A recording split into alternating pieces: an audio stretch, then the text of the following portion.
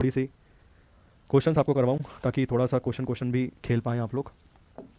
चलिए जी, कुछ क्वेश्चंस के साथ रूबरू होता हूँ। बहुत अच्छे नोट्स बनाइएगा यार, क्योंकि देखो मैं तो समझा रहा हूँ, अगर मुझे लिखवाना होते 4 पॉइंट तो मैं 4 पॉइंट लिख कर निकल जाता। अब तक 600-700 बार फंडामेंटल राइट पढ़ा देता। मुझे समझाना है, इसीलिए समझाने में समय लगता है और कई बार चीज़ें ऊपर नीचे मैं लिख देता हूँ। तो बहुत अच्छे से आप लोग नोट्स बनाइएगा, ठीक है, ताकि आपको बहुत बेहतर तरीके से काम आए वो। सवाल है, निम्नलिखित में से किस मामले में सर्वोच्च न्यायालय ने यह निर्धारित किया कि मौलिक अधिकारों में संशोधन नहीं किया जा सकता? नहीं लिखा है सर, हमने नहीं पढ़ा है अभी तक ये, तो अगर आप इसका जवाब दे रहे हैं तो आप अपने विवेक पे जवाब दे रहे हैं सर, मेरा कोई रोल नहीं है। अगर आप इस प्रश्न का उत्तर दे रहे हैं तो आप इस प्रश्न का उत्तर अपने विवेक पे दे रहे हैं सर, मेरी कोई खासा भूमिका नहीं है इस प्रश्न के जवाब में आपके, ठीक। तो दीजिए सर फिर जवाब, देखते हैं कितने प्रतिशत लोग यहाँ पर सही होंगे। चलिए जी, कौन सा मामला मिलेगा?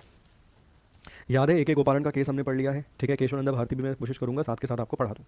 तीसरा क्या है सर? तीसरा है Golaknath case. Option number C इस सवाल का सही जवाब है। 1967 का ये वाद आपको मिलता है। कब का? 1967 का ये वाद आपको मिलता है, ये इस प्रश्न का उत्तर है। गोलकनाथ केस इस सवाल का सही जवाब है, ठीक है। AK गोपालन की मैं बात करूँ, हमने डिस्कस किया था प्रिवेंटिव डिटेंशन केसेस के बेस पे इन्हें उठाया गया था, प्रिवेंटिव डिटेंशन एक्ट के बेसिस पे इन्हें उठाया गया था और सुप्रीम कोर्ट ने कहा हम कुछ नहीं कर सकते, अगर प्रोसीजर स्टैब्लिश बाय लॉ को फॉलो किया गया है तो हम कुछ नहीं कर सकते। इस फैसले को तब्दील कब किया गया? 1978 Maneka Gandhi versus Union of India के मामले में।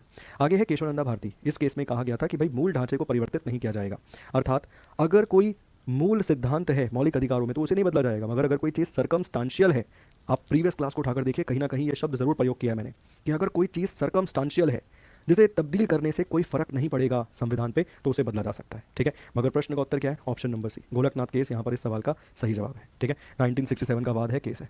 कोशिश करूंगा केसेस भी अलग से पढ़ाए जाएं आपको।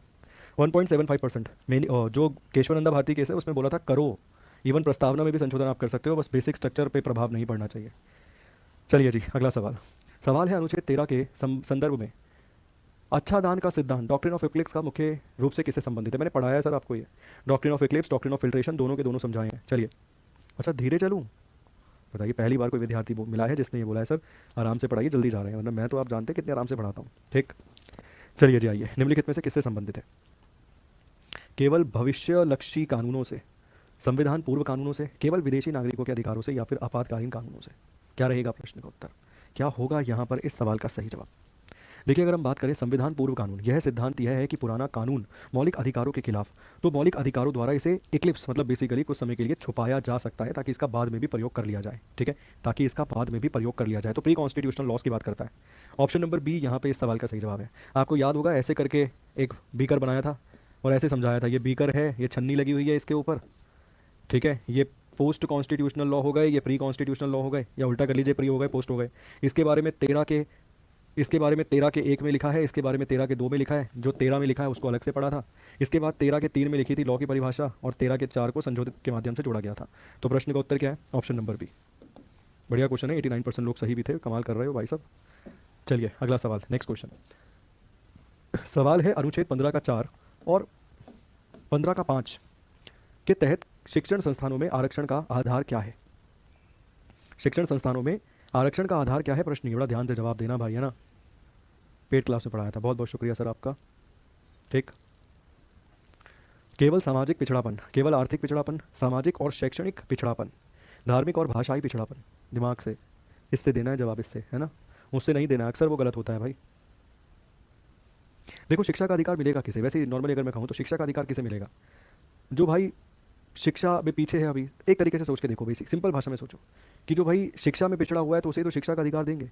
जो पैसों से पिछड़ा हुआ है आर्थिक रूप से, तो उसे क्या देंगे? उसे नौकरी में आरक्षण देंगे। ध्यान से देखो, एक बार समझदारी से सोचो, एक बार रटो भी मत, कुछ मत करो, एक बार देखो। वो कह रहा है शिक्षण संस्थानों में रिजर्वेशन दिया गया है, अगर मानो वो आर्थिक रूप से पिछड़ा है तो उसे शिक्षा देके फिलहाल क्या करेंगे? मान लो शिक्षित है ऑलरेडी, उसे करें और पढ़ ले तू आगे, थोड़ा सा सेंस लगा के सोचो इस चीज़ को। तो जो आर्थिक रूप से पिछड़ा है उसे तो भाई नौकरी देनी चाहिए ना। तो प्रश्न का उत्तर क्या है सर? ऑप्शन नंबर सी यहाँ पे इस सवाल का सही जवाब है, सामाजिक और शैक्षिक पिछड़ापन के आधार पे। Option number C is the correct answer. देखो, ये तो बैकवर्ड हो गया सीधा, ये तो देखो बैकवर्ड हो गया। दूसरा क्या देखना था? दूसरा ये देखना था, बैकवर्ड तो देखना ही था नालायक को। ओबीसी को भी तो आरक्षण है, कमाल कर रहे हो, वो तो है ही ना भाई, वो तो है ही, उसमें तो कोई डाउट, कोई समस्या है नहीं। चलिए, सवाल का सही जवाब क्या है? सवाल का सही जवाब है ऑप्शन नंबर सी, सामाजिक और सोशल एंड एजुकेशनल बेसिस पर अगर जो बैकवर्ड है उसे, ठीक। चलिए जी, ये पढ़ाया नहीं है मैंने, पढ़ाऊंगा मैं इसको आगे चल के उत्प्रेषण के बारे में, ठीक है ना, सरसों आ रही है, क्लियर। तो इसे होमवर्क के रूप में डाल देता हूँ, अभी टाइम लगेगा चैप्टर कंप्लीट होने में यार, और क्योंकि आज 22 23 दो आर्टिकल्स हुए हैं, कल 24 और 25 मेरे ख्याल से दो हो जाएंगे, दो दो करके ही करा पाऊंगा, मुझे नहीं लगता कि उससे तेज़ मैं जा पाऊंगा और उससे तेज़ आपको समझ आएगा, नहीं आएगा शायद, है ना, क्योंकि काम है, हर आर्टिकल में काम है। अब खुद सोचो, हमने दो आर्टिकल्स पढ़े हैं और उन दो आर्टिकल्स को पढ़ने के लिए मेरे ख्याल से 7 पन्ने गए हैं, तकरीबन 7 पेजेस गए हैं, और जो लिखा नहीं है वो अलग। ठीक है, तो ये होमवर्क के रूप में है, HW के रूप में। मैं उम्मीद करूंगा कि जितने लोग लाइव हैं इस समय क्लास में, वो सभी लोग इसका आंसर कमेंट बॉक्स में कमेंट करके देंगे।